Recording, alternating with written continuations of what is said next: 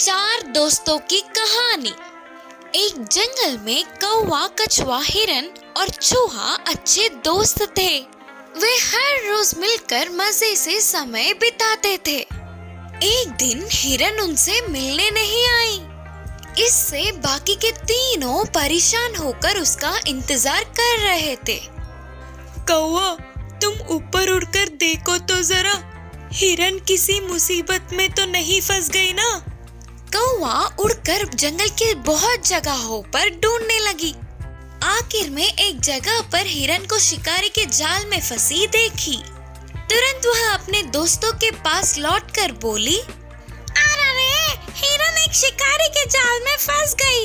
उस शिकारी के वहां पहुंचने से पहले ही चूहे को मेरे साथ ले जाकर अपने दोस्त को छुड़वाऊंगी। बोलकर कौवा चूहे को अपनी पीठ पर बिठाकर झट से उड़ गई। कौवे ने उड़ते हुए आकर चूहे को जाल में फंसी हुई हिरन के सामने पहुंचाया। तुरंत चूहे ने अपने नुकीले दांतों से जल्दी से जाल को काटकर हिरन को बाहर निकाल दिया। अरे वाह, मेरे अच्छे दोस्तों के कारण आज मैं बच गई करके बोलते हुए हिरन खुश हुई। इतने में कछुए का धीरे से चलकर आना उन्होंने देखा। अरे कछुआ इतनी धीमे से आ रही है, अब अचानक शिकारी आ गया तो मैं आसमान में उड़ जाऊंगी। हिरन और चूहे भी तेजी से बच के निकल जाएंगे, लेकिन कछुए का क्या? आते ही शिकारी ने धीमे धीमे चल रहे कछुए को देखा और उसे पकड़कर अपने पास की लाठी से बांध लिया। यह सब चुप कर देखने वाले दोस्त, अरे हमारे कछुए दोस्त को हम कैसे बचाएंगे करके सोचने लगे। इतने में शिकारी जाल में कुछ भी न होने पर उस फटे हुए जाल को वहीं छोड़कर कछुए को लेकर वापस मुड़ गया। तुरंत दोस्तों ने एक उपाय सोचा। कौवे ने कहा, शिकारी कैसे भी तालाब के पास जाकर कछुए को नीचे उतारेगा। हिरन उसके देखने तक एक जगह पर गिर के मरने का नाटक करेगी और मैं भी उसके आँख को चुभाने का नाटक करूंगी। उसके इतनी दूर चलने तक चूहा जाकर कछुए को बांधी हुई डोर को काट कर कछुए को तालाब में कूदने के लिए मदद करेगी। शिकारी के हमारे पास आने तक मैं आसमान में उड़ जाऊंगी और हिरन भी अचानक उठकर भागेगी। अपने उपाय के मुताबिक ही उन तीनों ने नाटक करके शिकारी को बुद्धू बनाकर उधर से बच गए। अगले दिन वे चारों मिलकर कैसे उस शिकारी को बुद्धू बनाया करके याद कर करके हंसने लगे। इस कहानी की नीति है कि दोस्ती बहुत कमाल होती है। अगर सारे दोस्त मिल जाए तो कोई भी काम नामुमकिन नहीं है। बतख और सोने का अंडा। एक गांव में पेरैया नामक एक गरीब किसान रहता था। उसके पत्नी और बच्चे भी थे। वह एक बतख की बच्ची को लाकर पालने लगा। वह बतख बड़ी हुई और एक दिन उसने सोने का अंडा दिया। इससे पेरैया के परिवार वालों के खुशी का ठिकाना ही ना रहा। ऐसे वह बतख हर दिन एक अंडा देती थी। पेरैया के परिवार वालों को हर रोज सोने के मिलने पर खुशी से उछलने लगे और कम समय में ही बड़े अमीर बन गए। फिर उन पति पत्नियों को कुछ समय बीतने के बाद सोने का लालच आया। एक दिन पेरैया की पत्नी ने कहा, यह बतख तो हर दिन बस एक ही सोने का अंडा देती है। इसके पेट में कई सोने के अंडे होंगे। हर रोज एक एक सोने का अंडे के लिए इंतजार करने से अच्छा तो हम इस बतख को काट कर इसके पेट से सारे अंडों को एक ही बार में निकाल लेंगे। ठीक होगा ना? इसके लिए पति भी मान गया। अब देर किस बात की सोचकर तुरंत बतख के पेट को काटा, लेकिन उसमें से एक सोने का अंडा तक नहीं दिखा।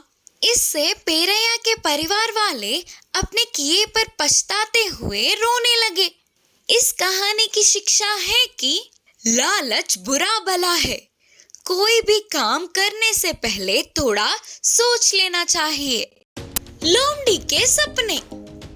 एक शेर जंगल का राजा बना। राजा के बाजू में मंत्री तो होगा ना, इसीलिए शेर उसके मंत्री को चुनने में लग गया। और ये बात लोमड़ी को पता चली। किसी भी तरह वह उस मंत्री के पद को पाना चाहती थी। एक दिन लोमड़ी ध्यान बूझकर शेर की गुफा की तरफ गई। हिम्मत जुटाकर गुफा के अंदर गई। महाराज जी को मेरा प्रणाम बोलते हुए अपनी होशियारी का प्रदर्शन दिया। लोमड़ी के अति प्रदर्शन से शेर प्रभावित हुआ। कैसे आना हुआ? इस जंगल का नया राजा बनने के लिए आपको बधाई देने आया हूँ महाराज। यह बात सुनकर शेर को बहुत खुशी हुई। शेर ने बधाई देने के लिए लोमड़ी का धन्यवाद किया। उस दिन से लोमड़ी हवा में उड़ने लगा। ऐसे वह रोज रोज शेर के पास जाने लगा और हर दिन एक जानवर के बारे में शेर से चुगली करने लगी। एक दिन लोमड़ी बोली, आपसे लंबे होने पर उस हाथी को बड़ा घमंड है महाराज जी। फिर दूसरे दिन लोमड़ी ने कहा, आपको टक्कर देने के लिए बाघ इंतजार करते हुए बैठा है। ऐसे हर रोज लोमड़ी जंगल के सभी जानवरों के बारे में बुरा भला बोलकर शेर को अनदेखा कर रहे हैं करके मनवाया और वह अकेली ही उससे डर के रहती है करके विश्वास दिलाया। हर रोज इस तरह लोमड़ी के बातों को शेर और कितने दिनों तक सह पाता था।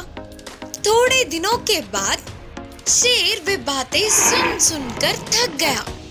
एक बार जंगल में शेर अकेला घूम रहा था।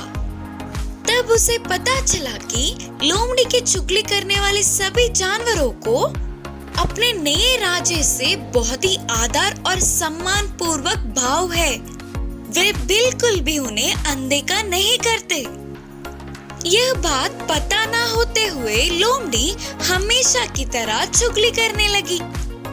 तुरंत शेर ने चिढ़कर लोमड़ी से कहा, जब मैं जंगल में घूम रहा था ना तो सभी जानवर मेरा आदर और सम्मान कर रहे थे। किसी ने भी मुझे अनदेखा नहीं किया। फिर लोमड़ी ने अपनी चालाक बुद्धि से जवाब दिया कि महाराज जी, आप बहुत मासूम हो, मेरी बात मानो।